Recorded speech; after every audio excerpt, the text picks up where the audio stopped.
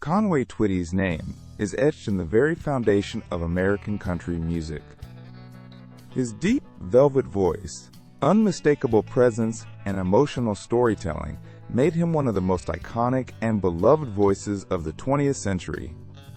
But behind the hits and the accolades was a journey marked by reinvention, ambition, and the unwavering pursuit of musical greatness.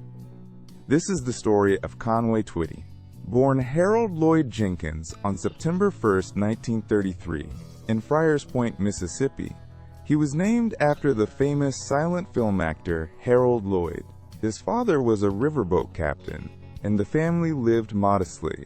When he was still young, they moved to Helena, Arkansas, where Jenkins developed a love for music, inspired by the gospel harmonies of the church and the rhythm and blues stations that played late into the night.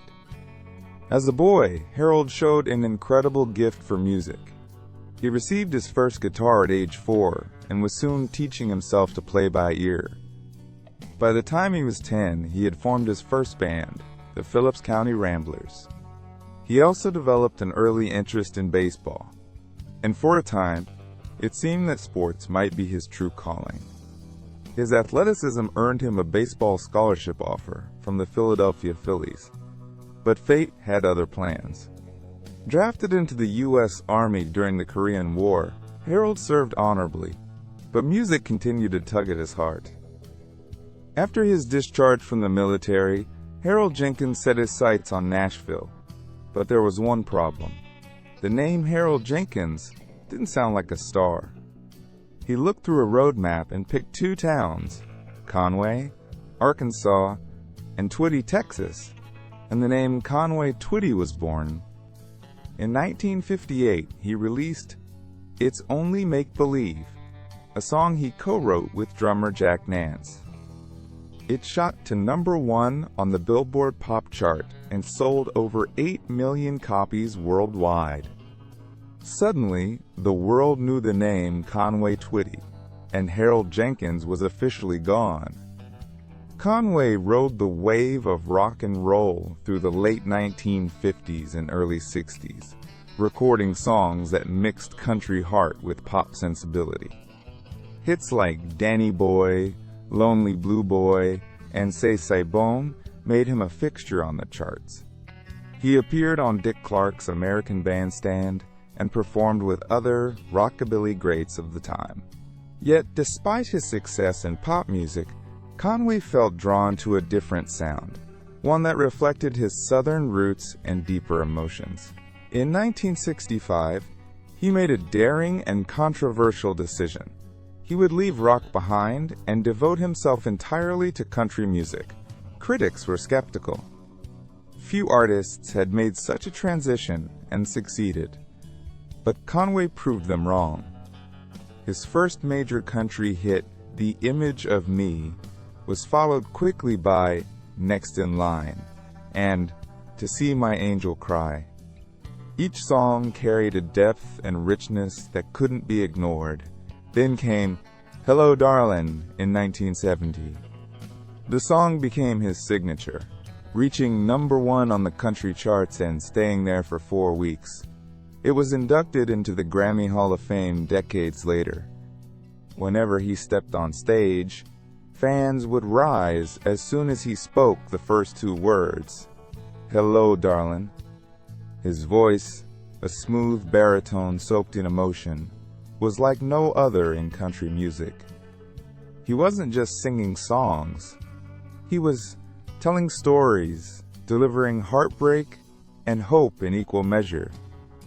One of the most famous and enduring collaborations in country music history began in the early 1970s, when Conway Twitty teamed up with Loretta Lynn. Their duets weren't just chart toppers, they were cultural moments. After the Fire Is Gone, Lead Me On, Louisiana Woman, Mississippi Man, and Feelin's all reached number 1. The chemistry between Conway and Loretta was electric, though the pair insisted it was purely platonic. Still, the emotional power of their performances led many fans to wonder. They toured together, recorded 11 albums as a duo, and won 4 consecutive CMA Vocal Duo of the Year awards. Their songs tackled relationships, heartbreak, and passion with fearless honesty. Conway's ability to sing from the heart and Loretta's equally powerful delivery created a magic that's rarely been duplicated. By the late 1970s, Conway Twitty was a bona fide country superstar. He had scored more #1 hits than any artist in country music history at the time, eventually achieving 40 chart-topping singles. He was a constant presence on country radio, beloved by both fans and peers. Hits like You've Never Been This Far Before, Linda on My Mind, I'd Love to Lay You Down, and Tight-Fittin' Jeans were not only commercial successes, but deeply personal statements from an artist who knew how to capture the complexities of love and longing. His live performances were legendary. Dressed in tailored suits, his hair perfectly coiffed, Conway had an effortless charm.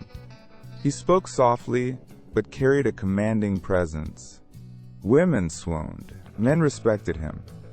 In 1982, Conway opened Twitty City in Hendersonville, Tennessee.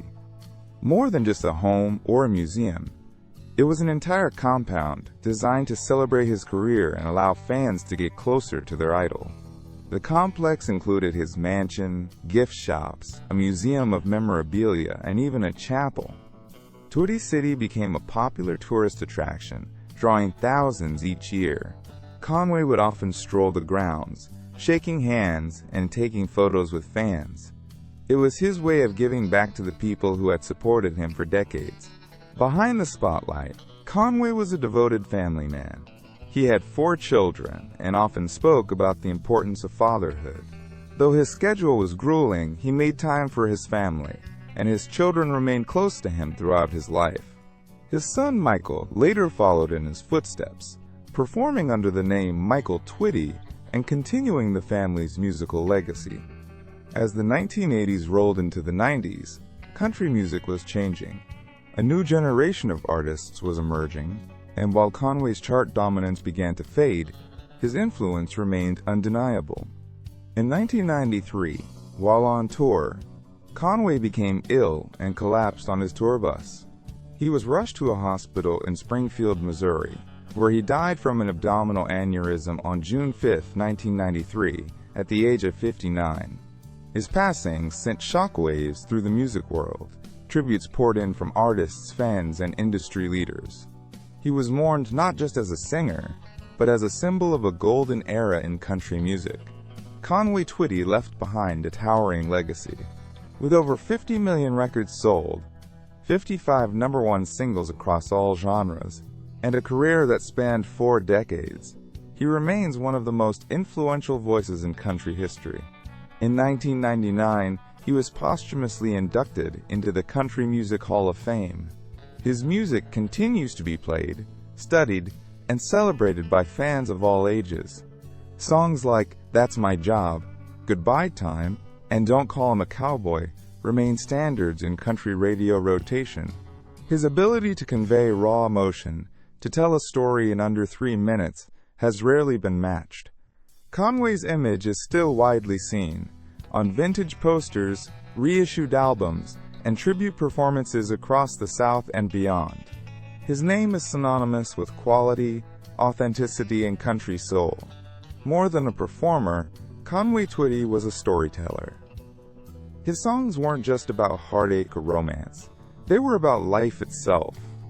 Whether whispering a love song or belting out a barnstormer, he sang every word like he meant it. Generations have grown up with his music, and new ones continue to discover him. In every sense, Conway Twitty lives on, not just in his recordings, but in the hearts of those who still say, "Hello, darling." Thank you for watching today's video, fellow partner. Don't forget to subscribe our channel. It helps a lot. Also hit the thumbs up and leave a comment down below.